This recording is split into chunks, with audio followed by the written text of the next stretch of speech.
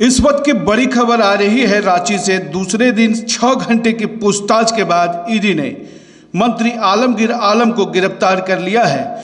Case कांड में ये बहुत बड़ी गिरफ्तारी मानी जा रही है। आपको बता दें कि बुधवार को आलमगीर आलम 11:30 बजे ईडी ऑफिस पहुंचे थे, जिसके बाद ईडी ने उनसे पूछताछ शुरू कर दी।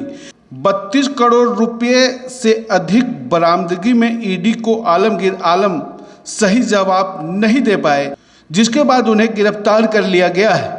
आपको बता दें कि प्रवर्तन निदेशालय की ओर से समन मिलने के बाद ग्रामीण विकास मंत्री आलमगीर आलम बुधवार को दूसरे दिन ईडी ऑफिस पहुंचे थे।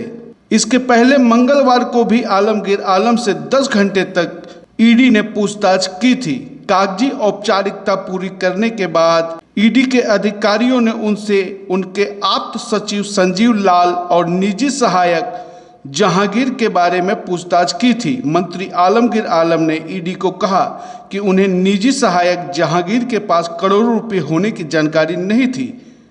जहांगीर गलत कार्यों में लिप्त था, इसकी भी जानकारी नहीं थी। इसके अलावा विभाग में हो रही कमीशन खोरी के बारे में भी उन्हें नहीं पता था। इस वक्त की बड़ी खबर आपको बता दें कि आलमगीर आलम गिरफ्तार हो चुके हैं। केस कांड में उनकी गिरफ्तारी की गई है। देखिए, झारखंड में आज भ्रष्टाचार का एक और बड़ा विकेट गिरा।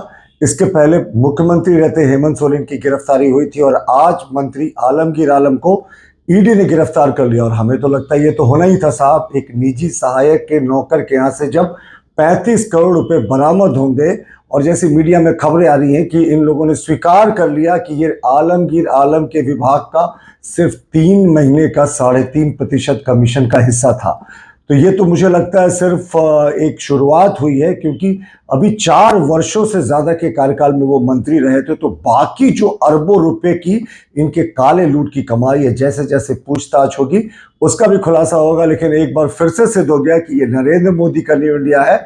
आप बड़े पद पर भ्रष्टाचार करके बचना चाहेंगे तो ये नामुमकिन है इस नए इंडिया में। और झारखंड सरकार एक बार फिर से एक्सपोज हो गई अपने काले कारनामों के लिए। देश में झारखंड को उन्होंने एक बार फिर से शर्मसार किया। हमारे नेता माननीय आलमगीर आलम साहब की गिरफ्तारी ईडी के द्वारा जो किया गया है, यह नरेंद्र मोदी जी के इशारे पर है। आज जो ईडी जिस तरह से देश में काम कर रही है, वो भाजपा के एक राजनीतिक विंग की तरह काम कर रही है और उसी का यह उदाहरण है। आपने देखा होगा कि जिस तरीके से इसमें इतनी जल्दी कार्रवाई की गई और माननीय मंत्री जी की गिरफ्तारी की गई है। जिसके यहाँ से पैसा निकला वो कौन था? वो एक सरकारी कर्मचारी का निजी सहायक था।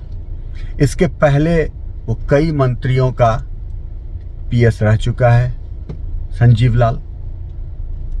और क्या बातें अभी आई जांच में, उसका कोई भी जानकारी किसी को नहीं है। सिर्फ राजनीतिक फायदे के लिए आलमगीर आलम जी की गिरफ्तारी हुई है। खबर स्तंभ।